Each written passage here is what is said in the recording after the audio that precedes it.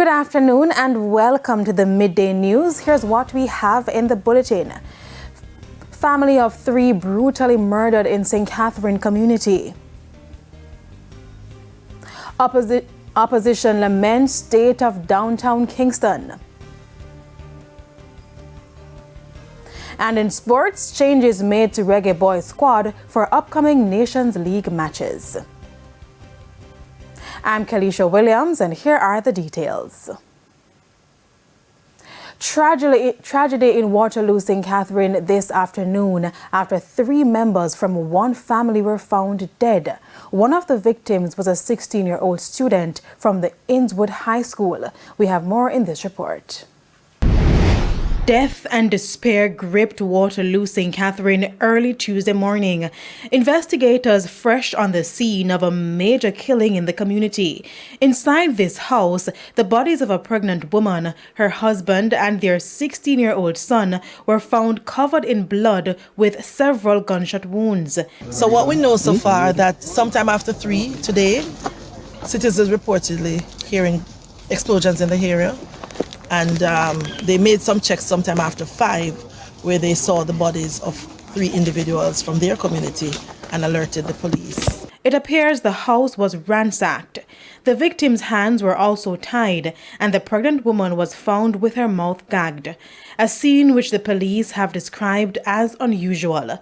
And that, based on their experience as senior investigators, suggests a direction that they should be looking at in terms of the investigation. But they're a very competent team of investigators on this case, and I think the effort right now is to see how best they can find the person or persons responsible so that they can get some closure for the family. A lot of persons are mourning. We're just into the back to school time now and the school has lost a student. The police have not yet found a motive for the killing, but head of the JCF's Corporate Communications Unit, Senior Superintendent Stephanie Lindsay, said residents in the community may have information which could aid their investigation. What we are trying to ascertain now is what could have been the motivation behind this particular incident. Not getting much information, but they are using whatever lines of inquiries that they are following to see if they can actually put bits and pieces of this investigation together. Not much is known now, so the members of the scenes of crime are there processing the scene. An investigation is underway at the Jamaica Urban Transit Company into how one of its new buses was damaged. An image posted to X, formerly Twitter, today showed a bus with a smashed side glass. The damaged bus was observed in Portmore, St. Catherine. Managing Director of the JUTC, Paul Abrams, confirmed with our news center that the matter is under investigation and he is awaiting a report. The bus was one of the 50 newly arrived units deployed on Monday for the start of the new school year. The People's National Party is blasting the leadership of the Kingston and St. Andrew Municipal Corporation for a breakdown in infrastructure in the corporate area. Now speaking at a PNP meeting recently, Councillor for the Vineyard Town Division and Minority Leader at the KSAMC, Andrew Swaby, said downtown Kingston is in a deplorable state. Mr. Swaby pointed to how the municipality was managed under the leadership of former Mayor Dr. Angela Brown-Burke. If the KSAMC had continued some of the things that she was doing, we wouldn't have Kingston so nasty, stink, and dirty. I tell you, comrades, this was a comrade who every quarter she have a meeting with the other agencies, which include solid waste, which include NWC. He again urged the municipality to put pressure on their respective agencies to address the sewage problems in the Kingston Market District. People's National Party spokesman on education, Damian Crawford, says the government has dropped the ball as it relates to the provision of textbooks for students. He made the claim at a press briefing on Monday. The opposition spokesman on education pointed to what he says is an extreme scarcity of textbooks. This, he argues, was highlighted by the PNP as far back as August 2022. At the time, Minister Favour Williams claimed a supply chain glitch to be the reason for delay in access to rental books. 9 months later, the majority of students had not received all, and in some cases, most of their books. Last Wednesday, Education Minister Favour Williams said this. Approximately $2 billion have been allocated this fiscal year for textbook purchase, first in some times at the primary school level, as well as at the secondary school level. Meanwhile, Mr. Crawford lamented that many students sat exams during the last academic year without having access to necessary books they needed. There is no evidence that the $2 billion that was proposed by the government in August 2022 and before in July 2022 was actually spent in the school year 2022 to 2023.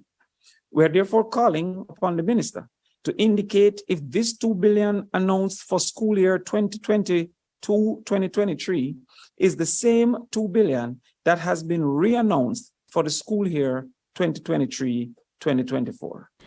He recommended that the government make arrangements with textbook publishers to access online versions that parents may choose to print. Therefore, removing the current child dependence on care and previous users. We also recommend that based on the curriculum needs, parents be allowed to use technology to purchase individual chapters as is necessary, thus extending the cost over a period of time than the extensive cost of front-loading for the purchase of books. Carrie-Ann Simpson, TVJ News. And it's time for a break. Stay with us. More stories when we come back.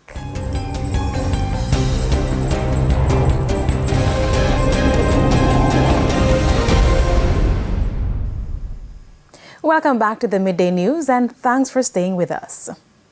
Continuing the news now, this afternoon we hear how one local charity is intensifying efforts to help disadvantaged students this academic year. The details in this report from Dwayne Anderson. An estimated 150,000 students are considered disadvantaged by the state, and many of those children are going back to school this year without comfortable shoes. But Soul to Soul, a brainchild of the Hummingbird Charities, is trying to help make the number of needy students this year smaller. And so we developed the concept Soul to Soul as part of that response. And the target is to provide as many comfort shoes as possible to kids between the ages of 6 and 15 years old. We have actually given out quite a number already, probably 600 or 700 such pairs in a number of schools. You'll see a little more about that later on. And we have a target of about 5,000 pairs in the first year. Health Minister Dr. Christopher Tufton is among those seeking to bring change to the lives of needy students through the initiative. That I've gone to about 7 or 8 of the executions to date. And if you want to see happiness in practical definition, just give a child who don't have a pretty pair of sneakers a pair of sneakers. It is joy that you cannot explain. And it is true. It is a self-satisfaction and reward that only a feeling can define. We do not expose the faces of the kids who benefit. Dr. Tufton, seemingly foreseeing questions about his involvement in the program, had this to say. Once I'm associated with it, accountability is a must because we don't want anybody to say anything untoward, right? So the board meets and will meet. They will assess and they will account for. We're on the cusp of getting actual charity status with the friendly societies. All the paperwork are in, and we have been given a go-ahead subject to a few other questions, so that will be there, which means some tax benefits if necessary. And as I said, there is a governance structure that is in place. Now, this reminder to parents and guardians as they send students back to school for the new school year. for children, you should give at least 1/2 inch to 3/8 of an inch at the tip of their toe and the shoe. So it's important for shoes to fit well. Tourism Minister Edmund Bartlett is urging farmers in South Trelawney to consider producing fruits, vegetables and meat to meet the increasing demand in the tourism industry. Speaking in the parish recently, Mr. Bartlett said the government has already earmarked loans, grants and marketing opportunities for such initiatives under the Small, Medium and Tourism Enterprises Program. Jamaica Maitland has that story. Tourism is not just about the sea, sun and sand, but the people who help to sustain the industry, in particular, small and medium enterprises. That's according to Minister Edmund Bartlett. Speaking in South Trelawney over the weekend, he told farmers how they could also get a piece of the pie. The demand is great. Poultry. Yes. You know how much chicken and chicken parts tourists eat when them come here? We can produce them all. And for those who are more interested in planting fruit and vegetables, talk about apple, OTET apple. Talk about jimbilin. You know jimbilin? Oh yes. We have lychee. You have lychee? Growing in people's backyard. Yes.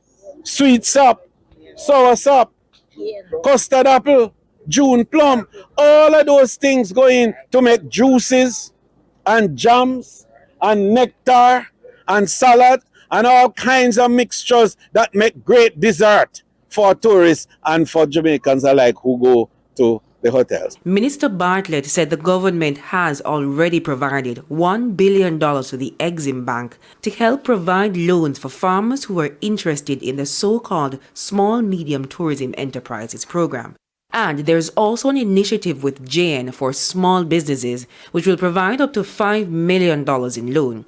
Most importantly, grants will be provided. We have money now that we have put together between ourselves and the Jamaica Development Bank for something we call innovation.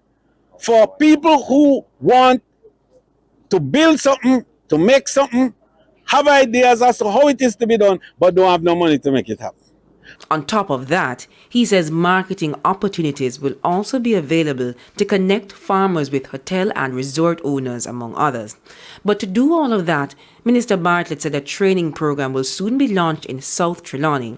The tourism minister made the declaration as he handed over several water tanks to farmers in South Trelawney to help with their production.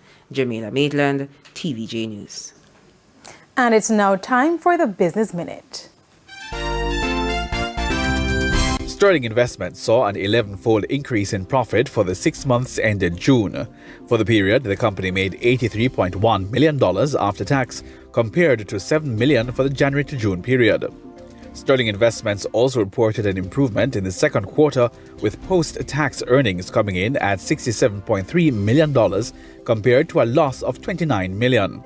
Sterling's revenues were valued at $71 million for the quarter, bringing the 6-month result to $101 million. Overseas, Egypt's state grains buyer bought about 500,000 metric tons of Russian wheat in a private deal. In an exclusive report by Reuters, 4 traders told the news agency that lower prices than those offered in the more traditional tenders were agreed to. One of the world's biggest importers of wheat, Egypt last year started shifting towards direct purchases instead of tenders after the war in Ukraine disrupted its buying. And that's it for the Business Minute. I'm Hal Shane Burke. We now go to the top regional and international stories. In the region, Cuba's foreign ministry says it has uncovered a human trafficking ring aimed at recruiting Cubans to fight for Russia in its war in Ukraine. In a statement, it said that Cubans living in Russia and even some in Cuba had been incorporated into the military forces taking part in the war in Ukraine. Cuba is a close ally of Russia, but it stressed in its statement it does not form part of the conflict in Ukraine. On the international scene, Russian President Vladimir Putin says a landmark deal allowing Ukraine to export grain safely through the Black Sea amid the war won't be restored until the West meets Moscow's demands on its own agricultural exports. Ukraine and its Western allies have dismissed the Kremlin's demands as a ploy to advance its own interests. Russia refused to extend the deal in July, complaining that a parallel agreement promising to remove obstacles to Russian exports of food and fertilizer was not honored. Last week, according to reports, 298 girls, mainly aged 15 and older, turned up at school in the banned garment. Following discussions with school administrators, majority of the girls agreed to dress differently and were allowed to go to classes. However, 67 girls refused to comply and were sent home. It's understood that further discussions will be held with their families. However, if that fails, they will be excluded. And those are the top regional and international stories. I'm Karian Simpson. We head to a quick break. When we come back, we'll have your midday sports report with Jermaine Brown.